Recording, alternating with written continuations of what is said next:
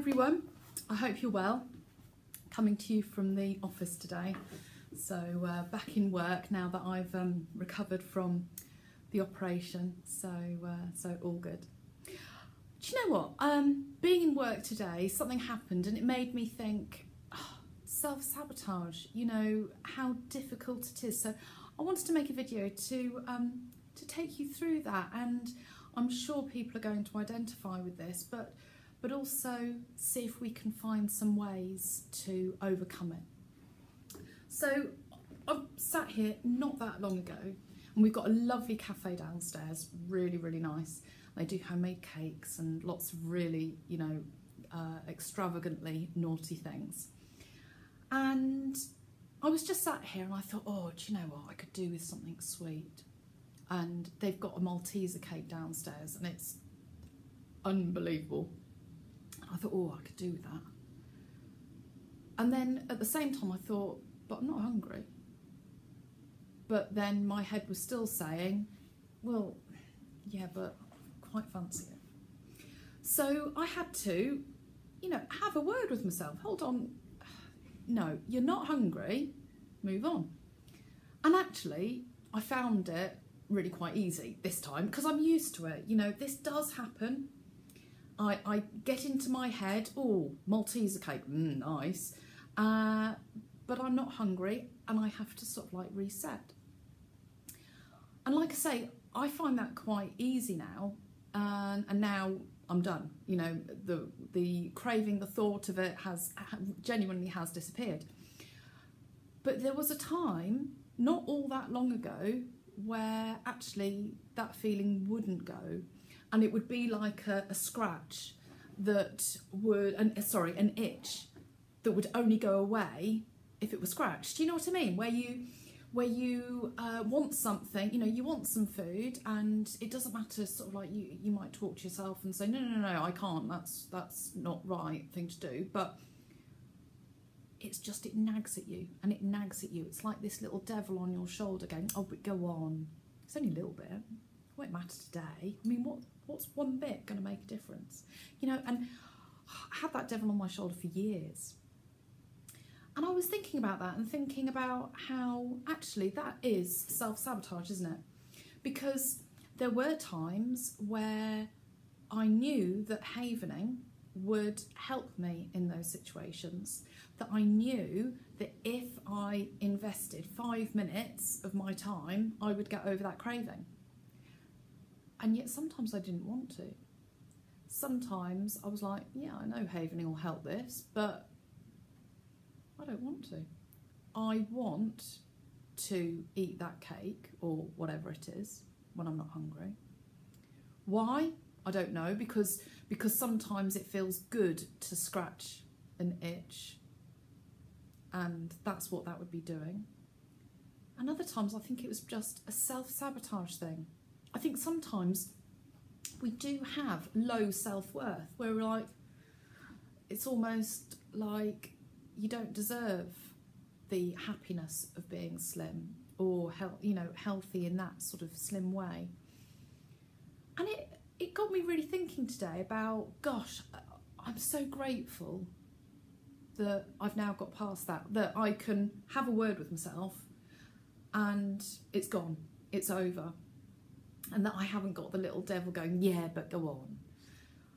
And I think that that's something that a lot of people struggle with, this thing of where actually you're eating or you're wanting to eat for emotional reasons, or actually just for the sake of having something sweet like the most delicious Malteser cake with caramel sauce and everything dripping all over it. And sometimes we just want that, don't we? But I'm really grateful that these days it doesn't linger, it doesn't last. So how do we get over those difficult times? How do we stop ourselves from, even faced with our own decision of going, well, I could do havening and that will help, but what do we do when ourselves go, yeah, but I don't want to do havening. I want to screw this all up, and I want to eat that cake, and I know that it's wrong, and I know that I'll feel bad afterwards, but for some crazy reason I still want to, and my legs are still taking me there even though my head's saying no. So we've got to figure out, how do we deal with those times, those moments? Because if you actually think about it, it's completely insane. Often I used to think, my God, woman, you are absolutely insane. You know you don't want it, and yet you're still doing it. What's all that about? It's crazy. But there's so many of us that do it. So as crazy it might be, it's common. So we need to find ways of helping ourselves. We need to find ways of giving ourselves that reminder, the motivation, the goal that's greater than the temptation to give in. So for me, one of the things that I do, now as I say, it doesn't work every single time, we're human, but we, as I said before, we just carry on. But one of the things that we can do is set things up to remind us to keep positive reinforcement of a positive message of why we want to do something. So when you're in a really good, motivated mood, when this feels really good to you and everything's clicking into place, that's the time to maybe put together a motivation board, if you like. So that could be pictures of maybe maybe how you looked before you've put some weight on, potentially, if that applies to you, or maybe a picture of some clothes that you would like to get into. It could be that you've got an event coming up, maybe a wedding, your own or somebody else's, or in my case, my motivation a lot of the time was my son, as I think I explained before, not wanting him to be bullied. So whatever those things are that motivate you and that spur you to keep going, when you're in a really good place, try collating all of those together, and whether it be a folder in your phone or something printed out in a drawer or something stuck on a fridge, something like that, these things can help us. I also used to keep on my in my phone, there's the notes section. I used to write down reasons I want to do this, because sometimes, I mean, my reasons for doing this were huge, really heavy and weighty and important, and yet sometimes I would almost fool myself into believing that the feeling that I've currently got, that I want to eat when I'm not hungry and I want something that I know I'll be upset about later, but for some reason that carries more weight at that stage than the memory of the reasons why I want to do something, want to lose weight.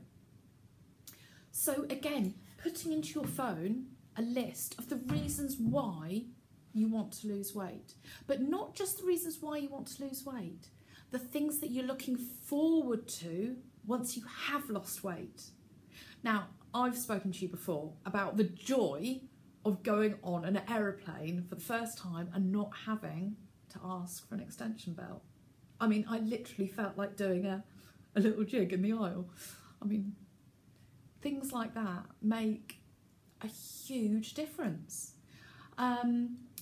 You know, and I mean, actually, surprisingly enough, my seatbelt only just in the car only just pulled all the way around. But there are other things, like I said before, being able to get out of a seat without worrying about the fat seeping through the sides, or the embarrassment of when you're getting up from a sofa or something with a deep seat, of it being this great big event where you have to put all your arms into it, and it's a big effort. Whereas now, I can just get up. So in that list, don't just put all the reasons why, or your motivation, why you want to lose weight, but put all the things that you are looking forward to, that you are visualising, that you're going to enjoy in the future.